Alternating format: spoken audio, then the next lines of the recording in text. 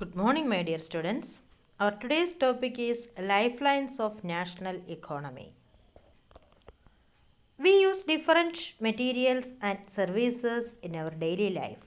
Some of these are available in our immediate surroundings, while other requirements are met by bringing things from other places. Goods and services do not move from supply locations to demand locations on their own. The movement of these goods and services from their supply locations to demand locations necessitates the need for transport. Thus, the pace of development of a country depends upon the production of goods and services as well as their movement over space. Movement of these goods and services can be over three important domains of our earth, that is, land, water, and air. Based on this, transport can also be classified into land, water, and air transport. For a long time, trade and transport were restricted to a limited space.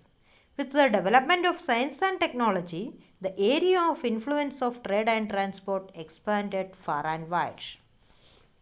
In this chapter, you will see how modern means of transport and communication serve as lifelines of our national and its modern economy. First is roadways. India has one of the largest road network in the world, aggregating to about 2.3 million kilometers at present. In India, roadways have preceded railways. They still have an edge over railways in view of the ease with which they can be built and maintained. The growing importance of road transport over railway transport is rooted in the following reasons. Construction cost of roads is much lower than that of railway lines. Roads can traverse comparatively more dissected and undulating topography. Roads can negotiate higher gradients of slope such can traverse mountains such as the Himalayas. Road transport is economical in transportation of few persons and relatively smaller amount of goods over short distances. It also provides door-to-door services, thus the cost of loading and unloading is much lower. Road transport is also used as a feeder to other modes of transport, such as they provide a link between railway stations, air and seaports. In India, roads are classified in the following 6 classes according to their capacity. Types of roads. Golden quadrilateral superhighways. The government has launched a major road development project linking Delhi, Kolkata, Chennai, Mumbai and Delhi by 6-lane superhighways. The north-south corridors linking Srinagar in Jammu and Kashmir and Kanyakumari in Tamil Nadu and east-west corridors connecting Silchar in Assam and Porbandar in Gujarat are the part of this project. The major objective of these superhighways is to reduce the time and distance between the mega cities of India. These highway projects are being implemented by the National Highway Authority of India. National highways. National highways link extreme part of the country. These are the primary road systems and they are laid and maintained by Central Public Works Department. A number of national highways run in north-south and east-west directions. State highways. Roads linking a state capital with the different district headquarters are known as state highways. These roads are constructed and maintained by State Public Works Department in state and union territories. District roads. These roads connect the district headquarters with other places of the district. These are maintained by Sila Parishad. Other roads. Rural roads, which link rural areas and villages with the towns, are classified under this category. These roads receive special impetus under Pradhan Mantri Gramin Sadak Yojana. Under this scheme, special provisions are made so that every village in the country is linked to a major town in the country, by an all-season motorable road. Border roads.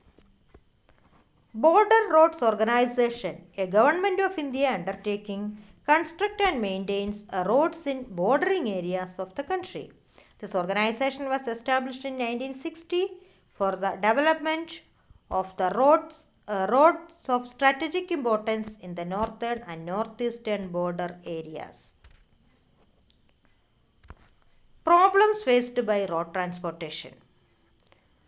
Road transportation in India faces a number of problems. Keeping in view the volume of traffic and passengers, the road network is inadequate.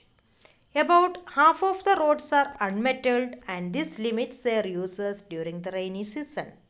The national highways are inadequate too. Moreover, the roads are highly congested in cities, and most of the bridges and culverts are old and narrow. However, in recent years, fast development of road network has taken place in different parts of the country. Next is railways.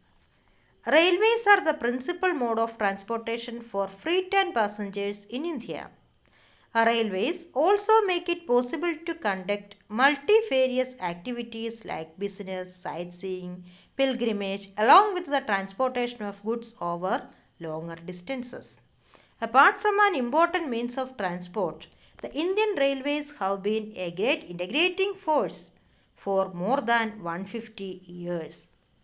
Railways in India bind the economic life of the country as well as accelerate the development of the industry and agriculture. Factors influencing the distribution pattern of railway network. The distribution pattern of railway network in the country has been largely influenced by physiographic, economic and administrative factors. The northern plains with vast level land, high population density and rich agricultural resources provided the most favorable conditions for their growth. However, a large number of rivers requiring construction of bridges across their wide beds posed some obstacles. In the hilly terrains of the peninsular region, railway tracks are laid through low hills, gaps or tunnels. The Himalayan mountainous regions too are unfavorable for the construction of railway lines. It was difficult to lay railway lines on the sandy plains of Rajasthan, swamps of Gujarat, forested tract of Madhya Pradesh, Odisha, etc.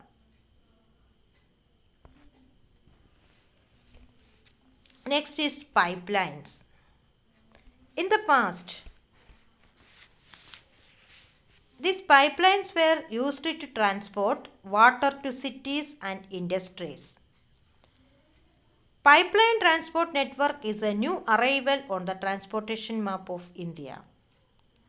In the past, these were used to transport water to cities and industries. Now these are used for transporting crude oil, petroleum products and natural gas from oil and natural gas fields to refineries, fertilizer factories and big thermal power plants. Solids can also be transported through a pipeline when converted into slurry. Initial cost of laying pipelines is high, but the subsequent running costs are minimal. It rules out transshipment losses or delays. There are three important networks of pipeline in the country.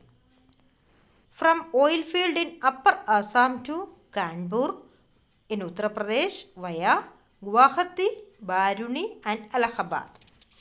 From Salaya in Gujarat to Jalandhar in Punjab. Gas pipeline from Hazira in Gujarat connects the Jagadishpur in Uttar Pradesh via Vijaypur in Madhya Pradesh.